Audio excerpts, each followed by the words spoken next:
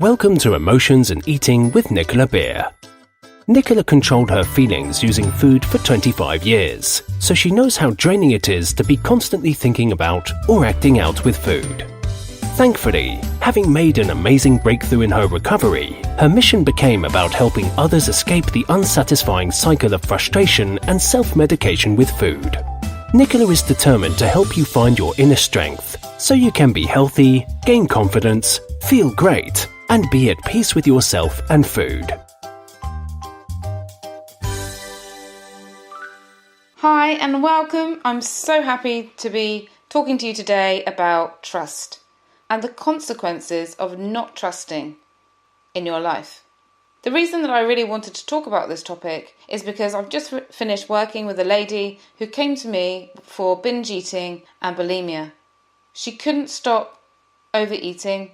It didn't matter what time of day it was, if she was in a bad mood, anxious and fearful, she just used to eat through it. And she would just then say to herself, what can I eat next? What can I eat next? Then she would think, okay, I've blown it, and get back into a negative spiral of massively overeating. And then sometimes being sick as well, or taking lots of laxatives. She'd been on many diets. She'd seen many nutritionists. She knew what she was meant to be eating. She understood that exercise is beneficial for your health. But because this fear that the world is unsafe, fear that her husband couldn't be trusted, sent her into a spiral of overeating and of feeling really low about herself. Because she felt low about herself, she ate more, and this became a vicious cycle. Until when she came to me, she didn't recognize herself anymore. She was not the high energy, loving, outgoing person that she used to be. Instead, she was stressed, miserable, and engaging in habits that, in her words, were disgusting. And that was another sign to me of how she was judging herself and that huge lack of self-love. So she started on my self-love audio program and made amazing shifts. And then we had a few sessions just to really create a hypnotherapy for her to really start to change and to shift the eating patterns. And then we also looked at the trauma of why she couldn't trust. The trauma of her childhood, of having an incident where an uncle in her family did something inappropriate to her, and also being cheated on by her husband. So I'll share with you today about trust, because it's easy to trust people until the day when someone you trust lets you down. Perhaps it was a co-worker who stole your ideas, a partner who cheated on you, or maybe even a friend who deceived you. Or perhaps, like me, it started at an early age where it was a parent, aunt, uncle or sibling that you could not trust, and very early on you felt it's not safe to trust anyone. My mother was very emotionally abusive and sometimes physical with me and my brothers and sisters because she was having a breakdown herself. She would flip from depression to aggression. And I learned that love is not safe. And I committed myself to a decade of training to change and heal.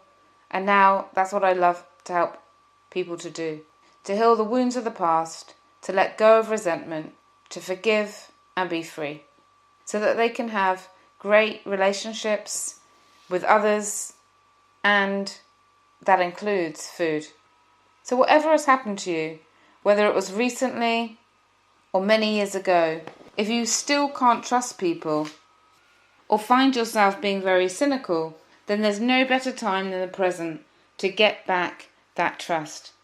It might sound strange, but getting our trust back is one of the most important things that we can do for ourselves if we want to have a better quality of life. And why is that? If we have no trust, for whatever reason, then life will not work as effortlessly or as easily as it would if we trusted. It can seem like a hard thing to do. There's no doubt about that, especially if something terrible has really happened. But this is an essential ingredient in making our lives great. Let me explain that a little bit more. After every bad experience, we have the ability to choose how we react and what beliefs that we choose to hold.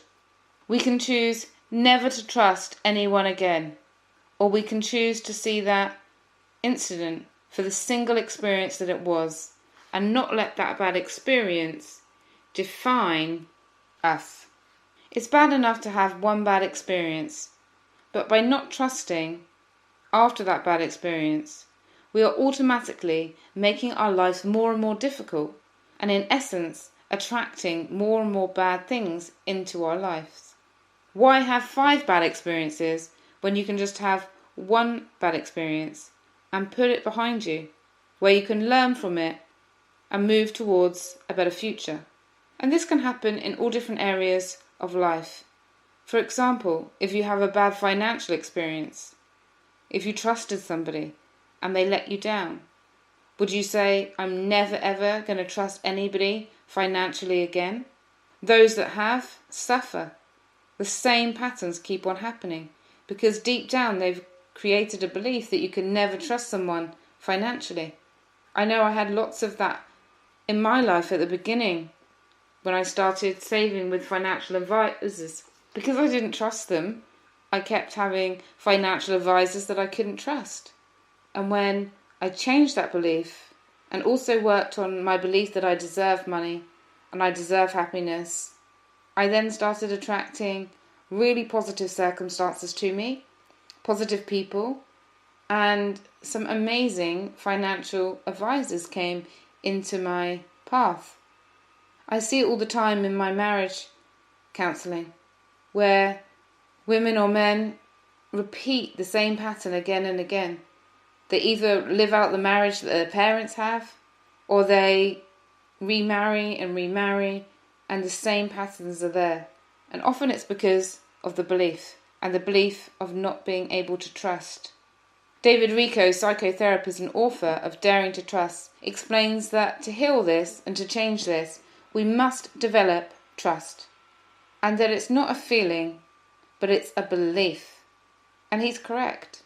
And I really love David Richo's books. In fact, you may have heard me mention in another podcast that my favourite book is How to Be an Adult by David Richo. Highly recommend it. It can really help with all areas of life. It's just a beautiful written book. It's really small and you can get it on Amazon. It's not available on Audible. There is one on Audible called How to Be an Adult in Relationships. But I really highly recommend the one that's called How to Be an Adult in just generally, and that's on Amazon. So yeah, do check it out. Because at some point in our lives, we have to decide with trust if we will choose to trust again. And we also have to trust that we believe that everything's going to be okay. And the more we trust in our lives, in ourselves, the calmer the eating. If we're in fear, anxiety, having negative impressions of other people, other circumstances, it's easy to use food to distract ourselves from that. So at some point in our lives, we have to decide, yes, I'm going to build the belief that I trust people. And it feels good to trust people, to be loving, to think the best of them.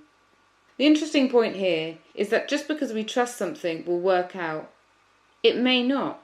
And that doesn't mean that we can't trust. Because trusting is about trusting the one thing that you can always trust, and that's yourself. Trusting yourself that you can get through things. Loving yourself and trusting yourself that you are able to cope and are able to change definitely is key. I had a lady whose baby died at a young age, and she was distraught to say the least. But she remained optimistic and kept trusting that things that work out.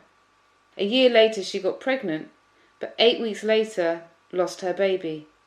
Her trust levels went down. This was taking a toll on her marriage, and I was working on the grief and helping them to reconnect and to enhance their communication. Her husband had become more distant, and they both felt down and untrusting of life. 2 months later, she got pregnant again and then lost the baby at 6 weeks. Her trust levels plummeted to an all-time low. But then something happened. As she loved herself, as she accepted her body, as she healed the grief, as she let go of the pain, she started to trust herself that actually she could have a good life, and she was going to have a good life, despite life's natural ups and downs. And she started to believe that there are many different plans for her life that she could live. She started to trust that no matter what happened, she could soothe herself and she could feel good in herself. And then 3 incredible things really happened when she decided that life is good to her, when she believed that life was abundant. Within 5 months, we outlined her dream career and moved her into her dream career, which was in fashion design. She took part in a fashion show, and interestingly, during the week of her fashion show, she found out that she was pregnant, and she went on to have the full-term pregnancy, and now she has a 2-year-old. That was over 2 years ago now. Her marriage blossomed, her eating blossomed. So it's not about controlling the future, because we have no way to control the future. And we certainly can't control what will or won't happen to us, what other people will say or do, if they will hurt us or deceive us. But what we can control is how we react in each moment and how we choose to deal with it. We can choose to deal with difficult times with food. We can choose to stuff the anger or the loneliness down. We can choose to get help if we're struggling to change our patterns. We can choose to reach out to a higher power if you believe in a higher power. There are many different options to us. And the first thing you need to do to move forward is to really develop trust in yourself. So do you trust yourself? Do you trust that you will be okay no matter what happens? Is there something on your mind right now that's causing you anxiety? Do you trust that you're going to find a way?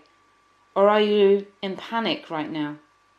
I think as a society, well, I don't think I see in my practice, helping people with marriage, anxiety and eating, that anxiety is becoming more and more problematic these days. More and more people than ever before are having panic attacks, are feeling anxious, are not sleeping. And I feel partly it's because of the high expectations that we put on ourselves, partly it's because of the digital age, and we're so in our heads and not in our bodies. So really developing the trust muscle is really, really key. Trusting that everything happens for a reason, even if the time it doesn't seem like it. Trusting that a higher self or God or the universe, whatever you believe, has a plan for you. And most importantly, what really helped me when I was going through battling the sugar addiction and trying my best to become free of the grip that food had on me was realizing that I was exactly where I was meant to be. And every time I slipped up and they got fewer and fewer and fewer, I always asked myself, what can I learn from this? What can I learn from this pattern of overeating? What can I learn from this time that I've completely had a massive binge and been sick? What is the lesson here? And the lesson would often be, okay, that food doesn't agree with me, and therefore I need to have a break from it. Whether that break is permanent or temporary is up to you. Whenever I work with somebody and we go through a food plan that's tailored directly to them, I often get asked, what do I eat? Or what should I eat? Nicola, tell me what I should eat. And it really isn't as simple as that. It's a process that needs to be planned and structured.